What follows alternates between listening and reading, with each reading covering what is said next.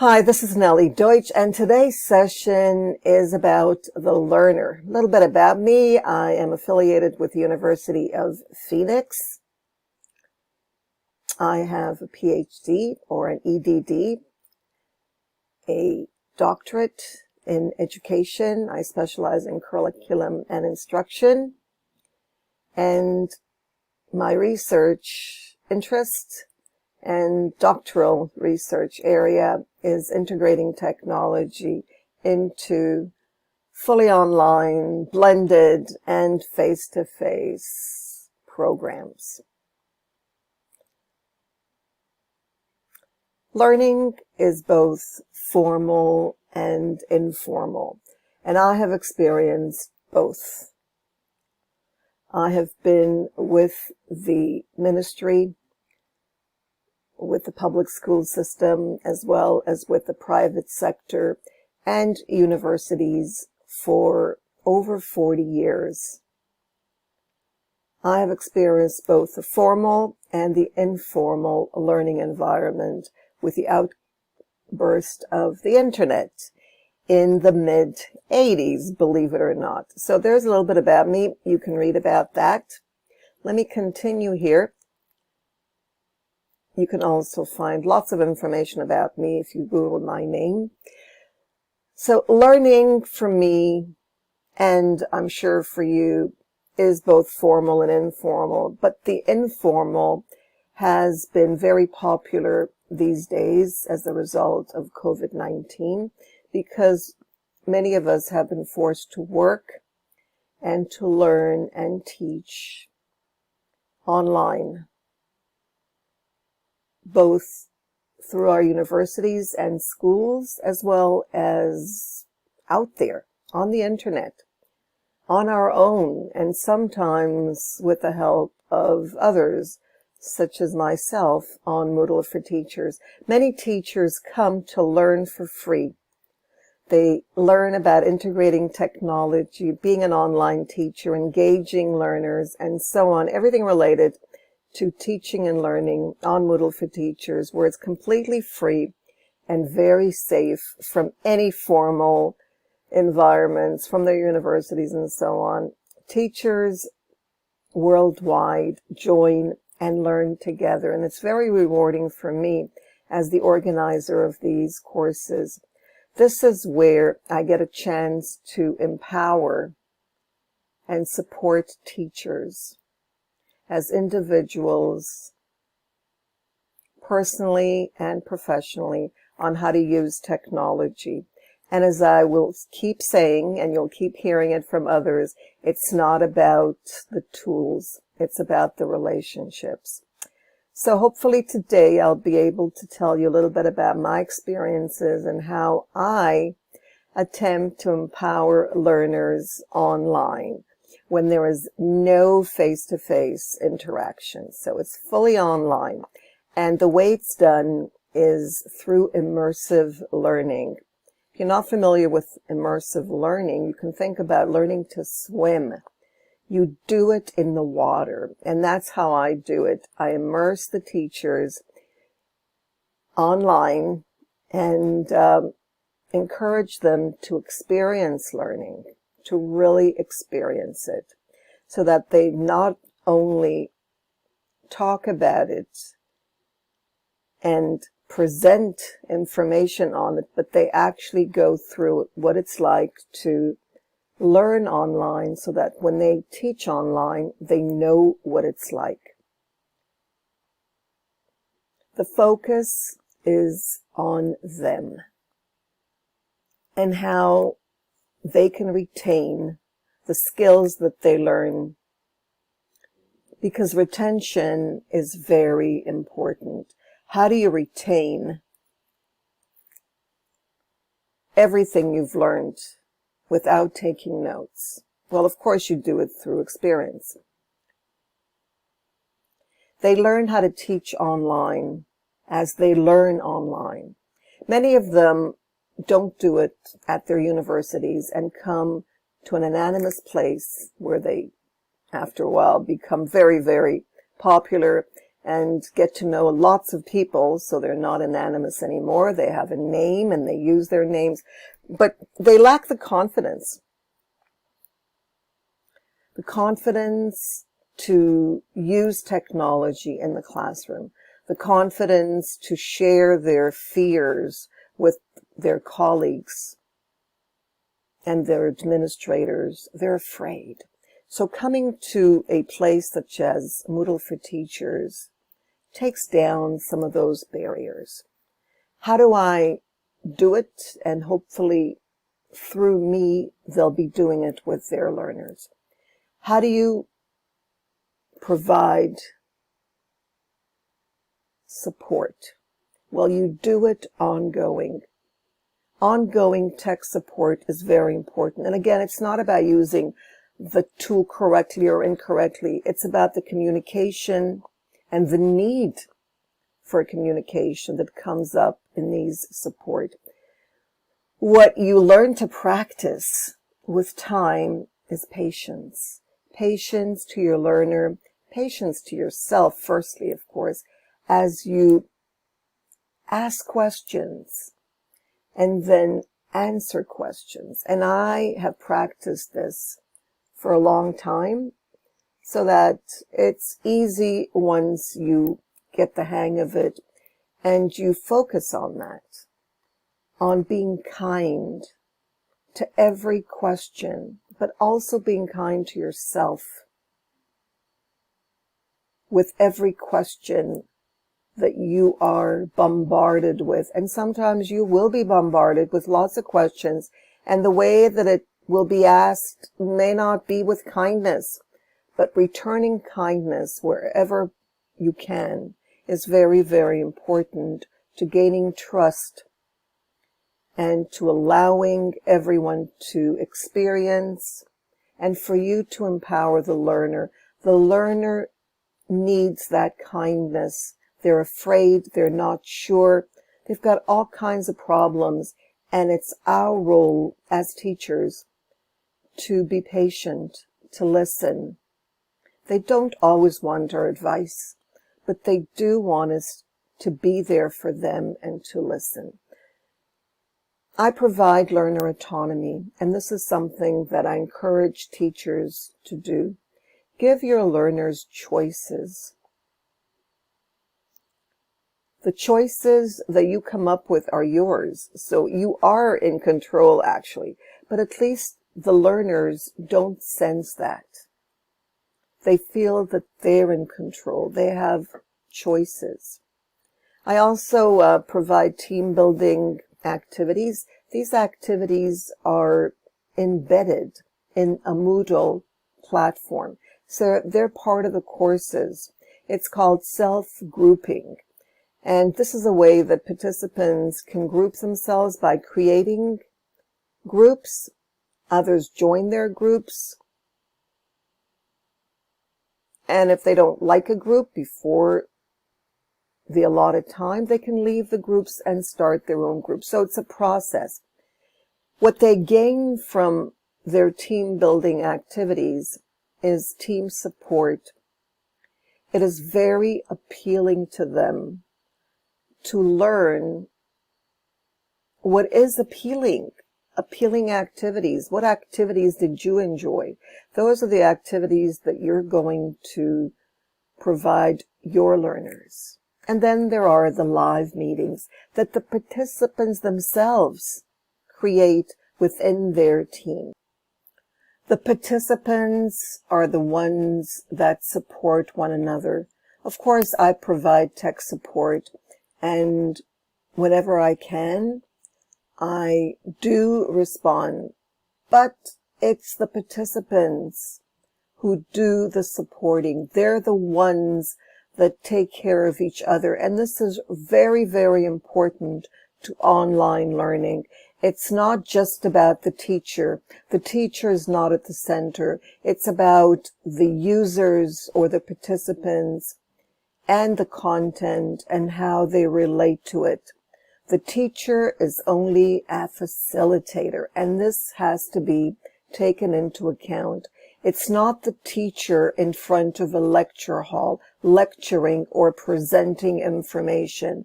It's acquiring the information that's important online. They respond, and they don't need me to respond because they've got each other, and that's what they want. They don't want a teacher to tell them what to do, how to do. They want to be learning as a team, learning from each other. Of course, I organize everything, but they don't feel it. They don't feel like there's someone manipulating them or forcing them to do anything. And remember, they're doing this on an online platform, not their school. It's an informal platform, and they're learning, and they love it, and they don't leave. They keep learning. They have live online meetings. They organize. I don't do it. I mean, I have my own once a week with them. But they organize their own live online meetings within their teams.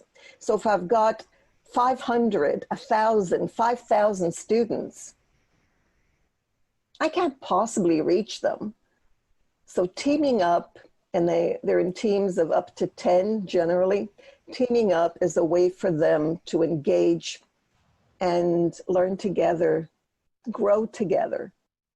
So the live meetings is what they organize, not what I organize.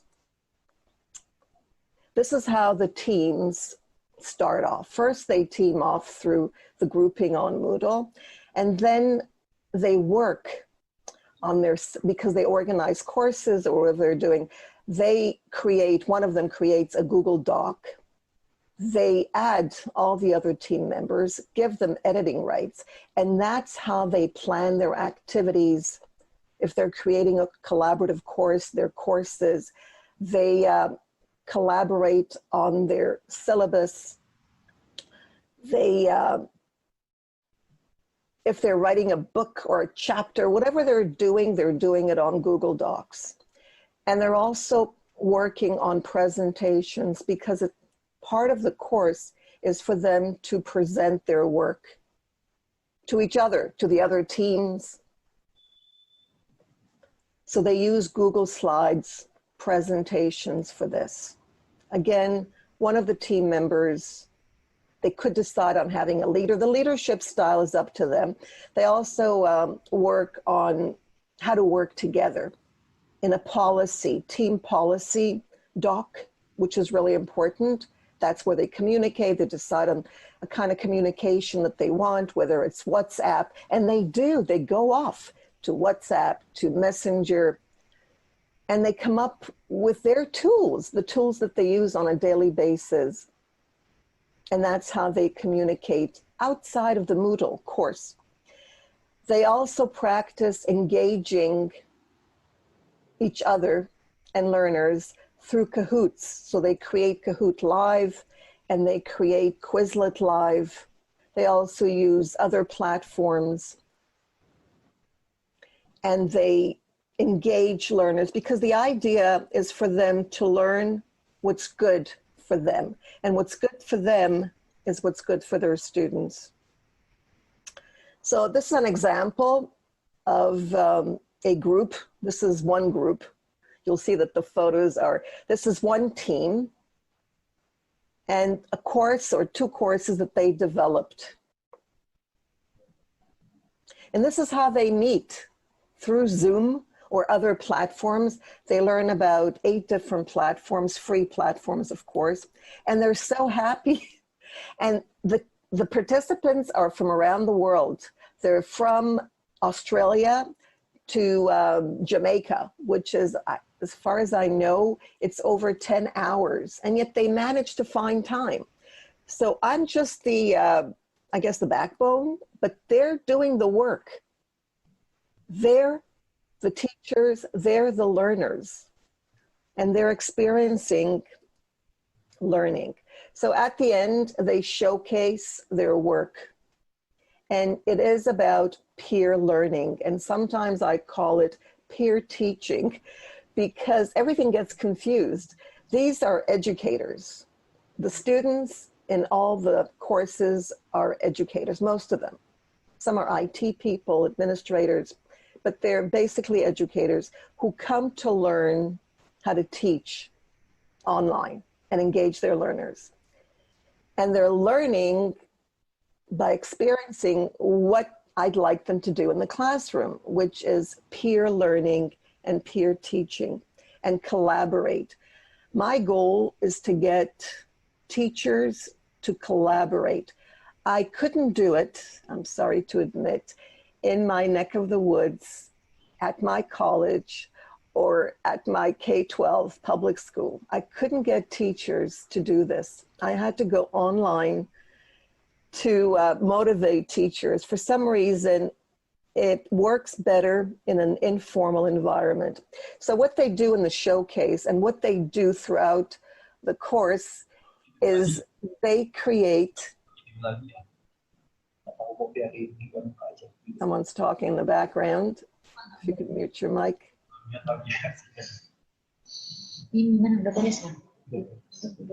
They create video tutorials of everything they learn. I request them, the requirement is for them to, whatever they learn, they have to create a video of whatever it is. And this is really important in online communication, first of all, because the only way you can show someone what you mean, really mean, when you're having problems or when you need help is through video tutorials. When you screencast, when you use, for example, it could be Camtasia, which is paid, or Screencast-O-Matic, which is completely free. Just like you saw before on Zoom, but you can also use Zoom. You can screencast and create video tutorials using Zoom and then add it to YouTube and share it. And that's the idea. The idea is for them to create video tutorials to showcase what they're learning as they learn it and document whatever it is that they're learning. The minute they share it with others, others learn too, and it's never the same. You say, well, Nellie, isn't it boring, the same? It's not, because we're not the same, we're different. So the way I do it is going to be different from someone else's work. And they also use multimedia to reflect on their learning. There's a Padlet wall that I've added here. I think it jumped. A Padlet wall that I added as an example. So we use curation walls, and there are different kinds of cure. There's Padlet wall, there's Wakelet. There's a list of them if you're interested. I have a list of all of these, and they learn about these, and they use them, and they share them. So if I click on this, it'll take me to, it's coming up, there it is. There's my Padlet wall. And there you are in Toronto. That's Lake Ontario, and there's a bridge. And they add, this is how they can engage in a live online class. Now I added this before. It's also on the PowerPoint. And this is what I got. Okay, so I got responses right away. This was, I guess, about an hour ago, maybe. I added it to, I think it's there in the chat box, but let me get the link for you so I can add it in the chat box again, and then I'm going to go back to the PowerPoint. So I'm adding it to the chat.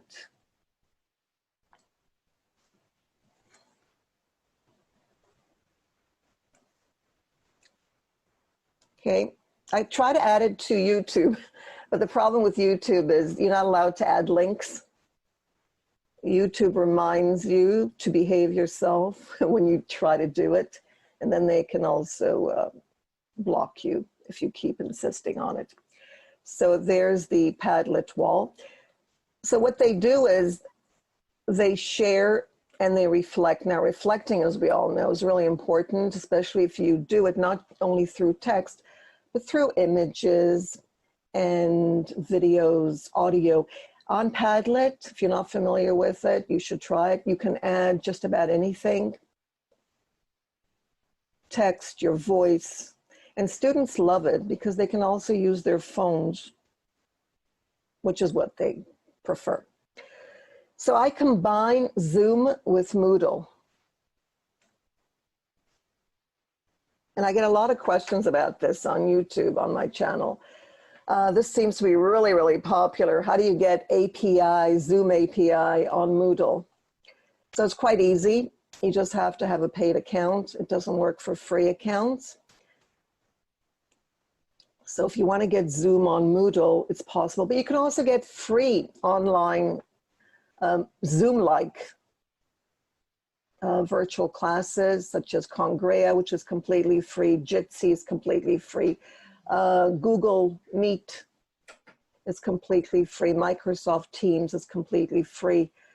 On the Moodle, BBB is completely free. So there are lots of platforms that you can use on the Moodle that are completely free. So collaborative courses, the idea, of course, is for teachers to work collaboratively. In most cases, in my schools, they don't. Everybody's on their own and everybody's frustrated. Well, most are frustrated, unhappy, because it's hard. As was mentioned with I for the island of e-learning or online learning, it's lonely. It really is. Nobody wants to learn alone. I don't. I mean, I get lazy too. We all do. So it's highly motivating to work with someone else or to work on a team. One person's not enough. I think the ideal number is 4. Work collaboratively with your faculty. Work together on courses. But before you do that, before you're convinced, come to Moodle for Teachers. Learn on Moodle for Teachers with teachers from around the world, and you'll be hooked. So that when you go back to your university, you'll accept collaborative learning and you'll be ready to collaborate with your colleagues. Trust me, it works. This is one of the courses. I was kind of surprised because these are teachers. Well, this one is an engineer. These are teachers that belong to the tech world. They're not, you know, their whole world is technology. And yet this group did 2 courses, one on Moodle for beginners because they wanted to teach what they learned with others. So they created a Moodle for beginners. They're still working on them, by the way. They're right now managers of a Moodle site. They've graduated from Moodle teachers to Moodle managers, and now they're practicing to be managers of a whole Moodle site. And again, it's not about the Moodle or about technology.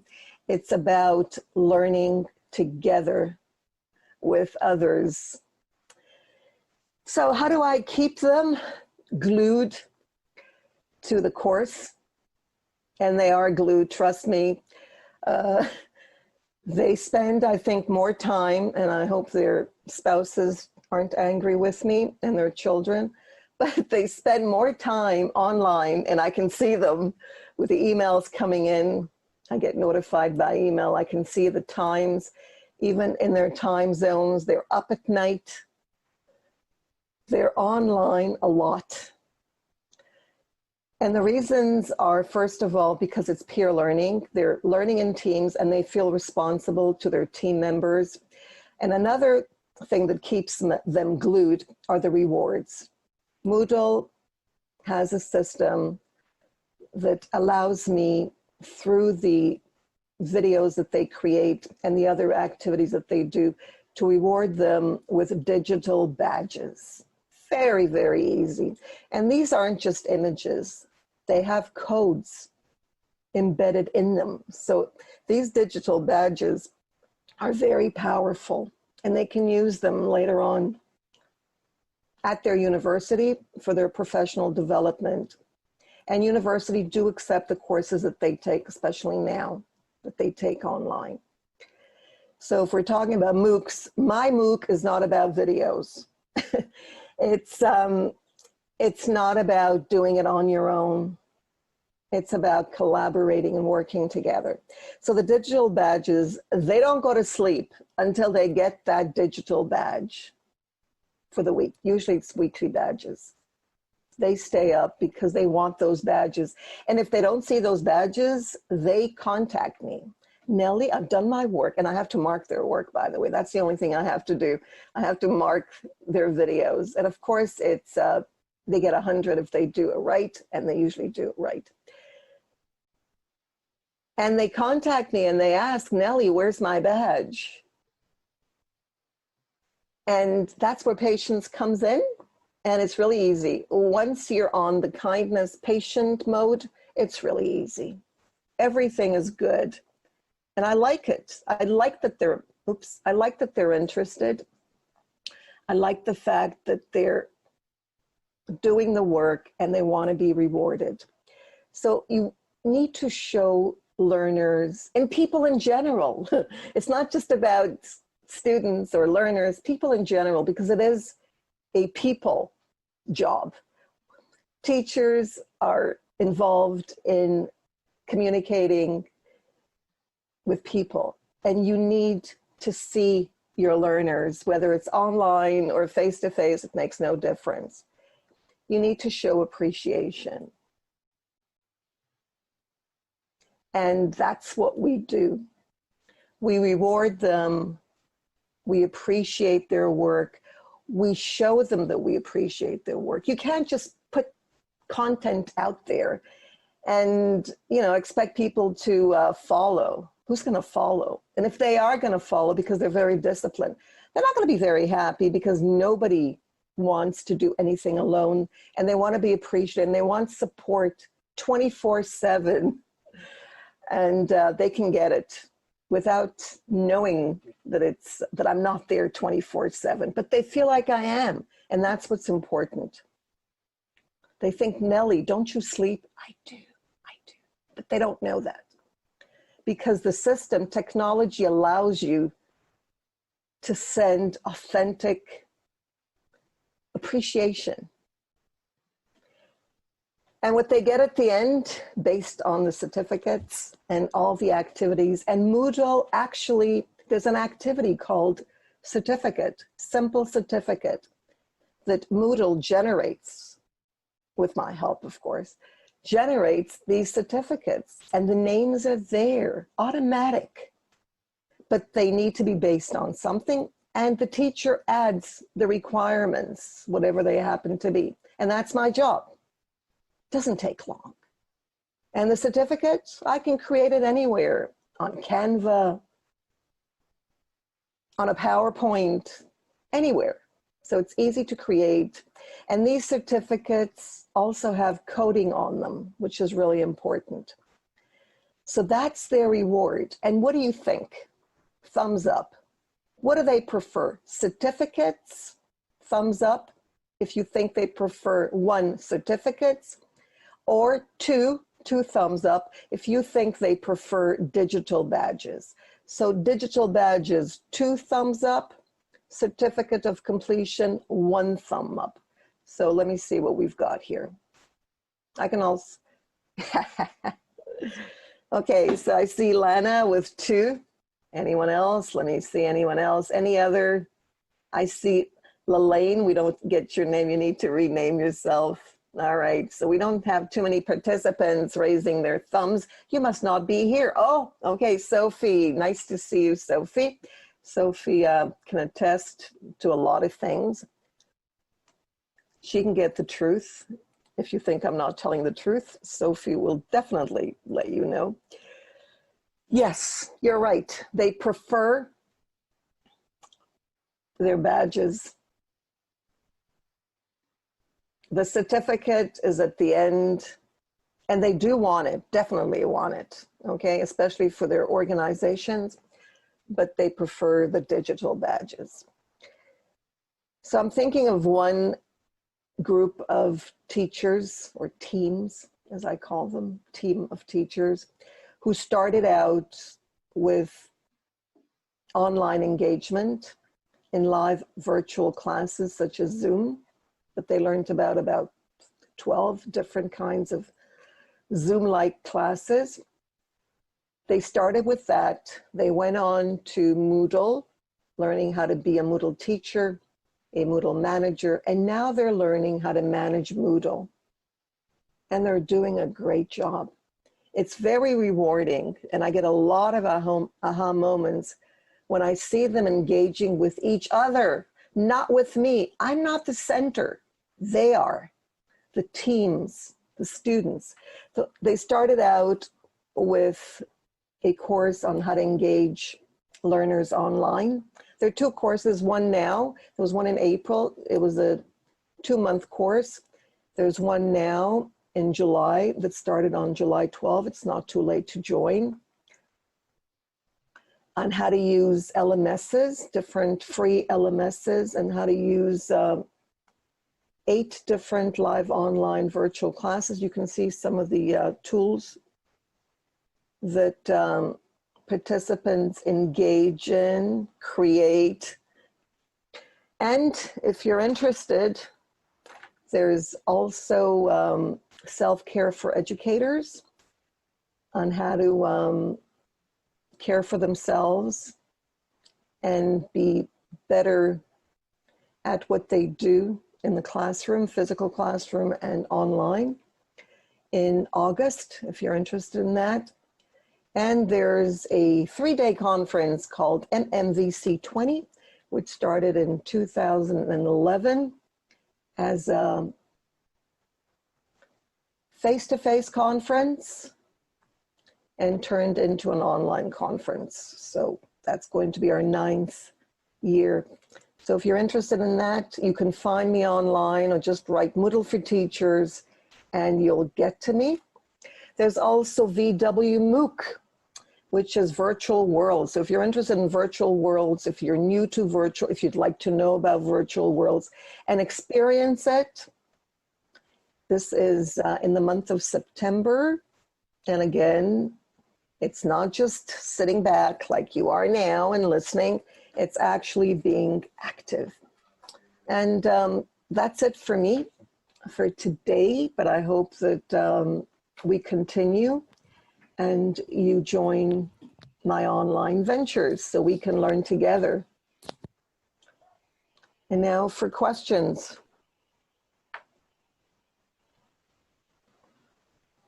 That was 40, I think I'm on time. That was 40 minutes and 51 seconds. Okay, thank you, Dr. Nellie. If anybody would like to talk, maybe they can unmute. You can allow them to unmute themselves. That would be great. Okay. And then let me stop screen sharing here.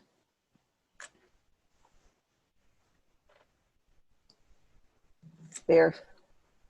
So if you can get them to unmute and ask their questions.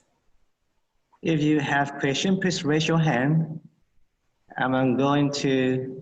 Or comments, of course. or comments. Question. Okay. There's a question from Dr. Pradipta Ranjan. Yes. Yes. What do you think should be done to equip the educators and learners in technologically and technological... Oh, that's great. Great question. Yes. My advice is to go mobile. That's my advice. That's what I do. In most countries around the world today, the phones are used. Use whatever they can.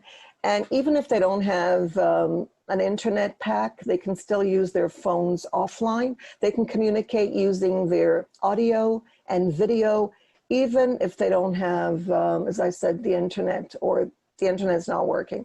All they need to have is a charged phone, or the phone has to be charged. If it's fully online, it's not a problem. If they're in the physical classroom, it could be a problem when they need to recharge their phones and there's no socket. So I hope that answers your question. What are the challenges that halted your great job as part of experience? Halted your great job as, I'm sorry, can you voice your question there? Can you raise your hand so Dudi can let you speak? Because I'm not sure I understand your question. Next question. What is your advice on how to engage and get feedback needed to pursue the lecture to the next stage?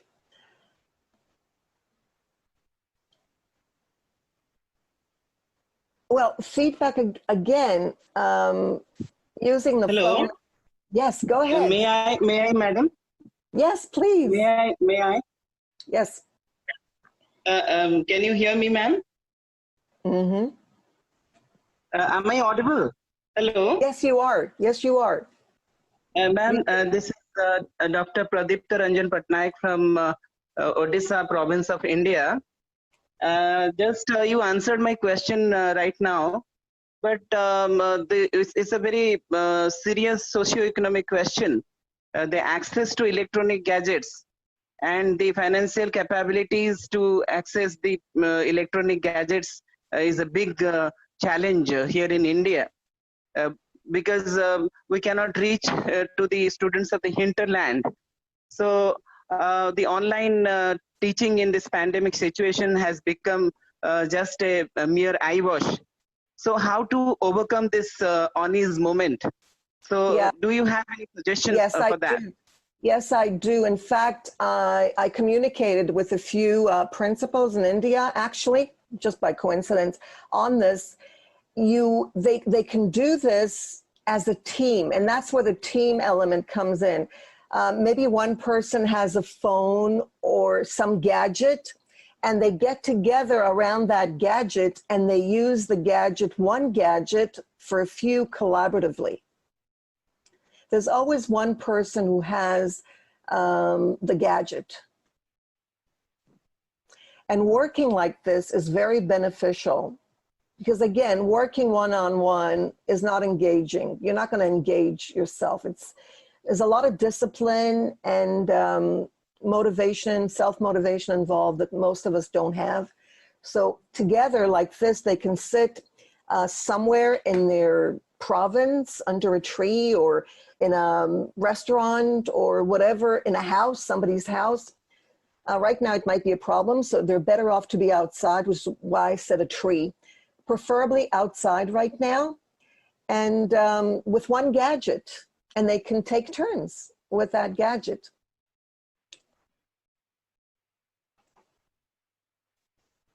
Let's see if there's another. Rima, okay. Will the online classes be as effective as face-to-face? That's a good question. That's a great question because you use the future. I like that, Rima. In the future, definitely. And if they've gone through Moodle for Teachers, definitely. And we've had, right now we've got over 20,000 participants.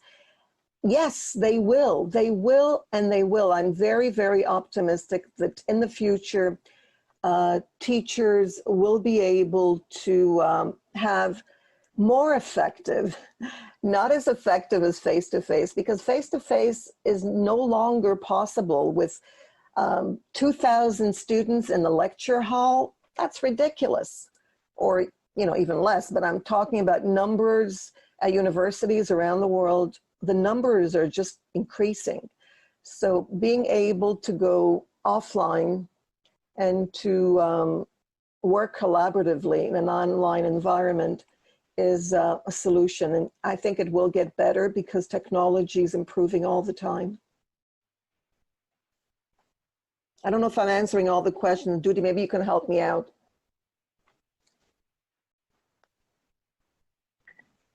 Actually, the time is up. Okay, fine. Sorry. I wasn't looking. I was just looking for my talk. Sorry about that. That wasn't very considerate.